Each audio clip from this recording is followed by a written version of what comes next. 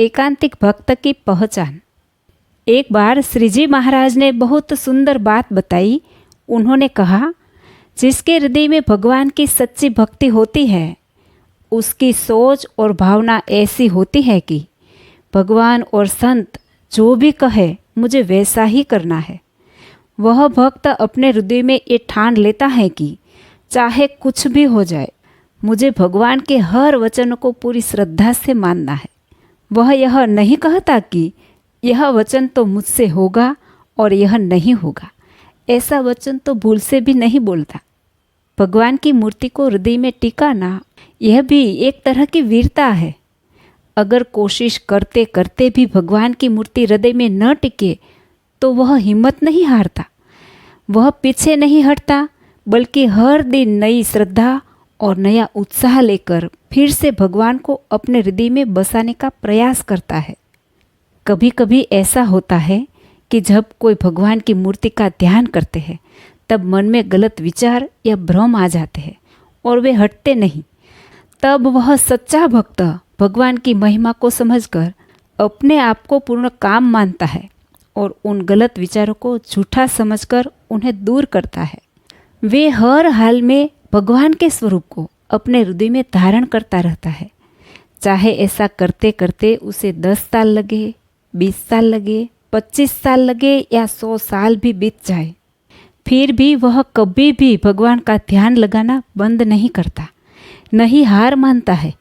क्योंकि भगवान श्री कृष्ण ने गीता में कहा है, अनेक जन्म संसिद्धस्तो याति परम गतिम। अनेक जन्मों की साधना के बाद ही आत्मा को परम गति प्राप्त होती है। इसीलिए वह भक्त सच्चे मन से भगवान में लगा रहता है।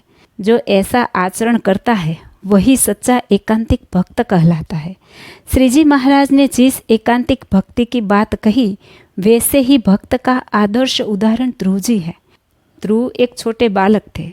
जब उन्हें अपनी सौतेली माँ ने तिरस्कार पूर्वक कहा कि तुम्हें राजा की गोद में बैठने का कोई हक नहीं, तो उस छोटे से बालक के मन में अपमान तो हुआ, पर साथ ही साथ उनके भीतर भगवान को पाने की प्रबल इच्छा जाग उठी। वह माँ की गोद छोड़कर वन की ओर चल पड़ा, न किसी डर से न किसी संशय से, बस एक ही ध्येय लेकर, मुझे भगवान की प्राप्ति करनी है, भगवान ही मेरा सहारा है। छोटा बालक अकेला जंगल में गया। भयंकर वातावरण, कठिन तपस्या, लेकिन उसने कभी हार नहीं मानी। उसने भगवान को मन में धारण किया और उन्हीं का ध्यान करता रहा। अगर वह सोचता कि इतनी कठिन तपस्या मुझसे नहीं होगी या भगवान कब आएंगे, तो शायद वह कभी दर्शन न कर पाता। भगवान ने स्वयं आकर कहा, ध्रुव, तुमने जिस प्रेम और निष्ठा से मेरा ध्यान किया, मैं तुम्हारे प्रेम से अत्यंत प्रसन्न हूँ। इससे हमें यह सीख मिलती है कि भगवान की भक्ति में संकल्प अडिग होना चाहिए।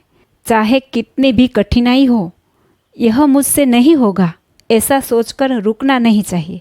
भगवान को हृदय में धारण करता रहना चाहिए, चाहे 10 साल लगे या 100 साल लगे। ध्रुव जी की तरह जो भगवान में अटल रहते हैं वे ही एकांतिक भक्त कहलाता है। जय श्री स्वामीनारायण।